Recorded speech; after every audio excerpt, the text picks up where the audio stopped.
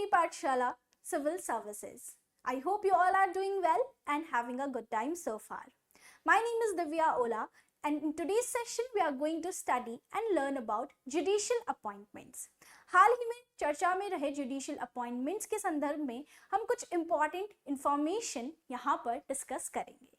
सबसे पहले क्या ये टॉपिक हमारे लिए रिलेवेंट है, तो इसका रिलेवेंस आपके GS paper 2 that is Indian polity and governance, constitution, it's political system and executive और जुडिशरी की फंक्शनिंग, स्ट्रक्चर एंड ऑर्गेनाइजेशन से संबंधित है. So let's study and see how important it is for our exams. हाल ही में judicial appointments क्यों news में रहे हैं? क्योंकि an unusual case has been filed by 2 judicial officers from Himachal Pradesh. क्योंकि यहाँ पर अगेन कॉलेजियम सिस्टम जो है अपॉइंटमेंट्स के लिए जो यूज किया जाता है for supreme court and high court जजेस, वो हाल ही में फिर से चर्चा में रहा है बिकॉज ऑफ दिस केस. तो हुआ ये है कि हाल ही में 2 जुडिशियल ऑफिसर्स ने एक याचिका दायर की, एक रिट पिटीशंस यहाँ पर दायर करी, जिसमें उन्होंने ये एलिगेशंस लगाए कि एससी जो कॉलेजियम है उन्होंने ऑलरेडी हाई कोर्ट के कॉलेजियम्स को डायरेक्शंस दिए थे उनके कैंडिडेचर के या फिर उनके नेम्स के, बट स्टिल उनको कंसिडर नहीं किया गया for the appointment as high court जजेस. सो इस सेशन में हम समझते हैं क्या ये स्क्रूटिनी है और जुडिशियल अपॉइंटमेंट्स हमारे लिए किस तरह महत्वपूर्ण रहेंगे. सबसे पहले अगर हम बात करें, a vital point that arises is कि जुडिशरी है क्या.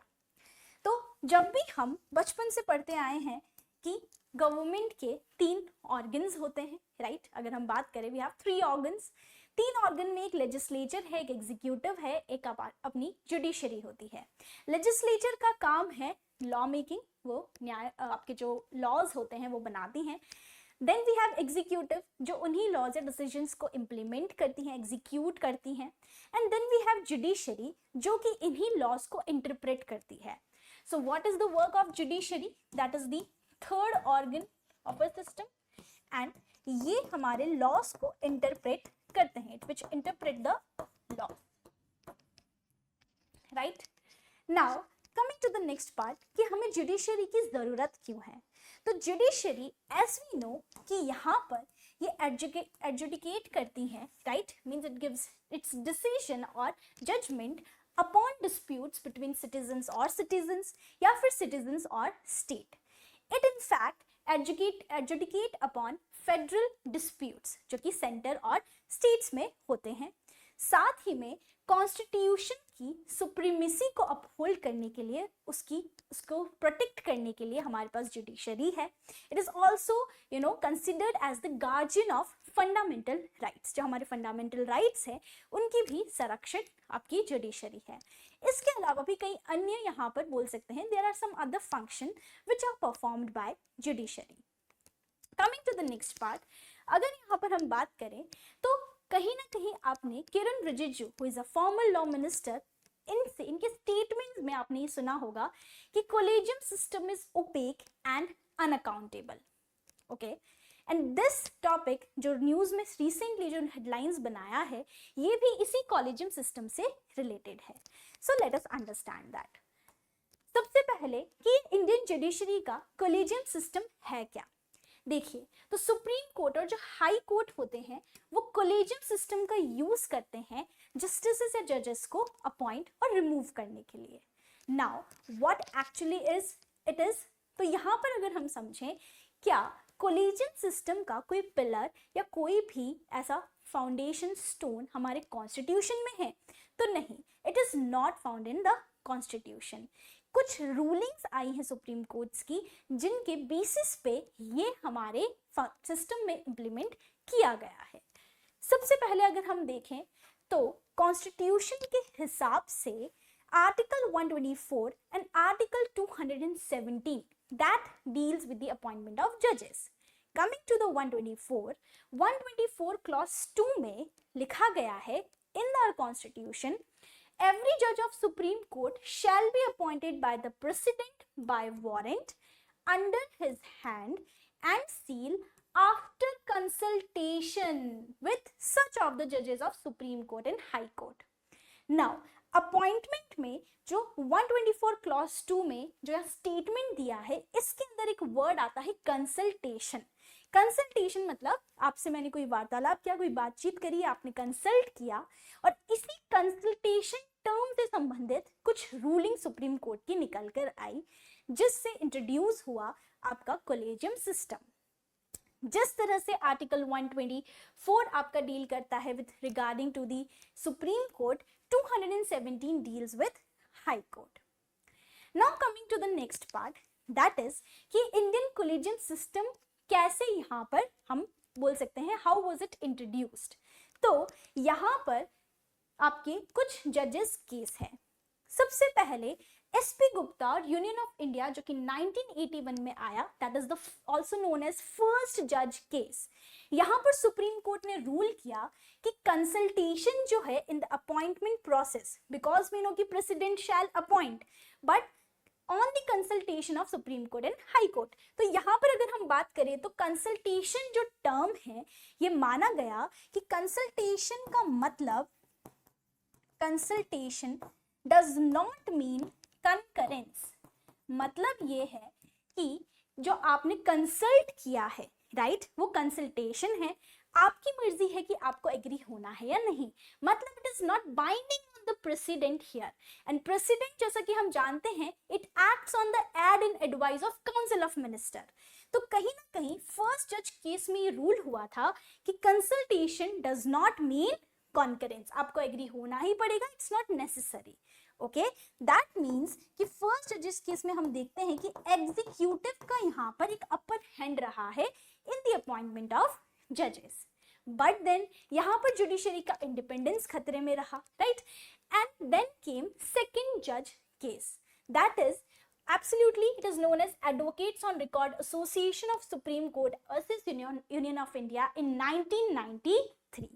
और यहाँ पर जो टर्म है कंसल्टेशन, कंसल्टेशन जिसमें प्रेसिडेंट सुप्रीम कोर्ट के जजेस से कंसल्ट करते हैं, वो यहाँ पर इट इज डिफाइंड और यहाँ पर डिक्लेयर किया गया कि कंसल्टेशन का मतलब कंकरेंस होगा, right. So this is the important ruling, consultation का मतलब यहाँ पर कंकरेंस माना जाएगा। दैट मीन्स व्हाट, कि जो नाम यहाँ पर सजेशन या कंसल्ट किए जाएंगे वो ही आगे बढ़ेंगे। तो यहाँ पर आप देख सकते हैं कि कंसल्टेशन को कंकरेंस यहाँ पर बताया गया, जिससे पिछली वाली रूलिंग ओवरटर्न की गई। एंड यहाँ पर अगर हम बात करें तो एक और सिस्टम यहाँ पर डेवलप किया गया कि जो गाइडेंस है उसमें सीजेआई प्लस 2 सीनियर मोस्ट जो मेंबर्स हैं सुप्रीम कोर्ट के, वो यहाँ पर इस कोलेजियम सिस्टम का हिस्सा बनेंगे। तो एक्चुअली में जो कोलेजियम सिस्टम आया है वो आपके सेकंड जज केस से यहाँ पर आया था। मतलब फिर से यहाँ पर एग्जीक्यूटिव की जो पावर है वो यहाँ पर ले ली गई, एग्जीक्यूटिव एक तरह से सिंबॉलिक बन गया। देन केम द थर्ड जज केस ऑफ 1998, जिसके अंदर सुप्रीम कोर्ट ने प्लुरलिटी जजेस मींस कि यहाँ पर again they developed system where CJI जो है वो साथ में 4 सीनियर मोस्ट मेंबर के साथ कंसल्ट करेंगे। ओके, सो यहाँ पर क्या था कि necessary part of consultation procedure that CGI must implement, जिसमें इन्होंने जो कोलेजियम सिस्टम है उसे सीजीआई प्लस 2 से रिप्लेस करके CGI plus 4 senior most supreme court जजेस से यहाँ पर रिप्लेस किया, राइट। एंड देन इसी को यहाँ पर बोल सकते हैं ओवररूल करने के लिए parliament had amended Parliament had brought 99th Constitutional Amendment Act, जिसके अंदर वो 124 जो आपका आर्टिकल है उससे अमेंड करके 124A, B, C लेकर आए।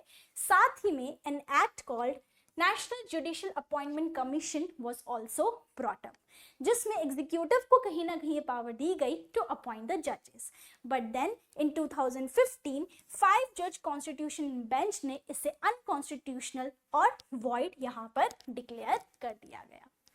तो ये कुछ रूलिंग्स रही है and at present we follow the same collegium system that is CJI plus 4 senior most जजेस of supreme court will basically consult with the president for the appointment. तो यहाँ पर करंट अरेंजमेंट हमारा यही रहा है and this is how the collegium system was also brought. आगे अगर हम बढ़े तो कोलेजियम सिस्टम के यहाँ पर बहुत सारे क्रिटिसिज्म्स हम सुनते आए हैं, जिनमें कुछ क्रिटिसिज्म्स में आते हैं कि यहाँ पर बिल्कुल ट्रांसपेरेंसी नहीं है, बिकॉज नोबडी नोज किस बेसिस पे आपने जजेस के यहाँ पर नेम्स को रिकमेंड किया है, what is the reasoning behind the collegium's choices.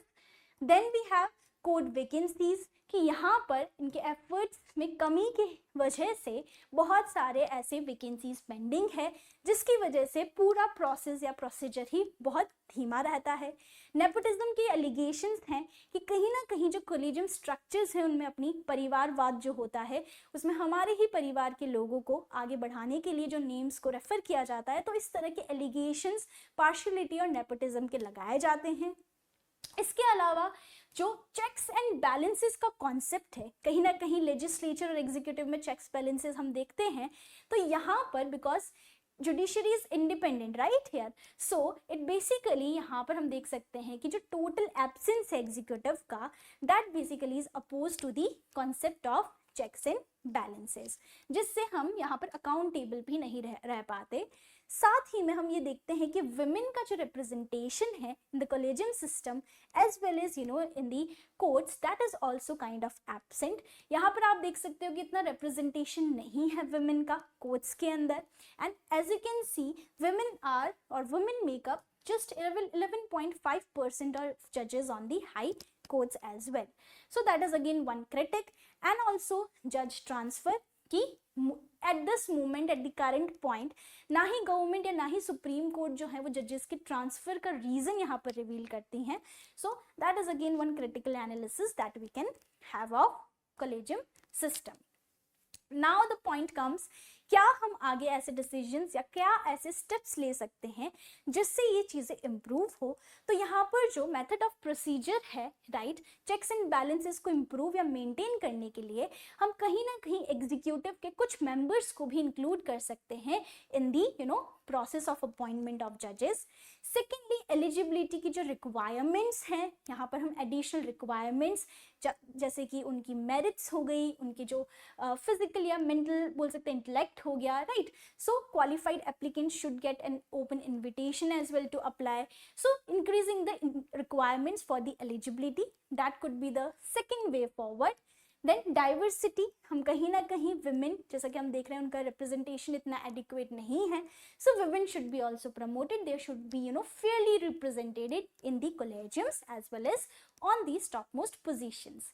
And also increasing openness, कि कहीं ना कहीं कोलेजियम जो मेंबर्स हैं उन्हें रिवील करना चाहिए who are those applicants which they have referred their names to the president, so that will improve the transparency and overall improve the system and the procedure. So that was all about judicial appointment which has been in the news. I hope this session must have helped with your concept. आप ये session को जो भी content हमने दिया है इसे access करने के लिए अपनी पाठशाला की वेबसाइट पर जाकर ब्लॉग सेक्शन में विजिट कर सकते हैं and you can access the content. I hope you have liked this session. Thank you so much for joining.